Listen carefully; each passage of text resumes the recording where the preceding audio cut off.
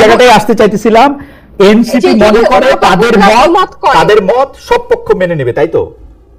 না না না, এটা হচ্ছে কথাটা ঘোরানো। আমাদের হচ্ছে যেই প্রস্তাবগুলো আছে, আমি যদি আপনি তো প্রত্যেকটা আলাদা আলাদা করে যদি আপনি দেখেন, যে আমার ধরে নিলাম আমি এনসিসির ব্যাপারে, জাতীয় সাংবিধানিক কাউন্সিল, এটার ব্যাপারে কি হবে, বা হচ্ছে উচ্চ কক্ষে কি হবে, নারী আসনে কি হবে এবং কেন হবে, সবচেয়ে ইম্পর্টেন্ট নির্বাচন ব্যবস্থাটা গণতান্ত্রিক হওয়ার জন্য নির্বাচন ব্যবস্থা বা নির্বাচন কমিশনটা কি কি সংস্কারের কথা আছে, কি প্রস্তাবে আছে, এগুলোতেই হলে হবে কি যে এটা তো শুধু এনসিপির পছন্দ মতো হবে না। আপনি দেখেন এনসিপি যে সংস্কার গুলোতে একমত প্রকাশ করছে বা যে ধরনের সুপারিশ দিচ্ছে, এগুলোতে একটা গণতান্ত্রিক নির্বাচন ব্যবস্থা, গণতান্ত্রিক রাষ্ট্র কাঠামোর পক্ষে।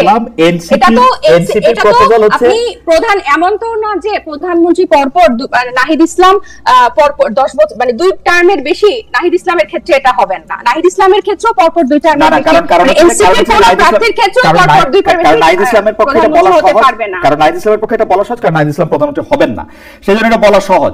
আমি যেটা বলতেছি সেটা হচ্ছে যে জুলাই মানে আজকের বাস্তবতায় জুলাই সনদটা যদি এনসিপির, তার মানে বাকিরা বলছে কারণ তারা শিওর যে তারা প্রধানমন্ত্রী হবে, তাই পথটা মানে ব্যাপারটা এরকমই তাই পথটা অনন্তকালের জন্য খোলা রাখতে চাচ্ছে।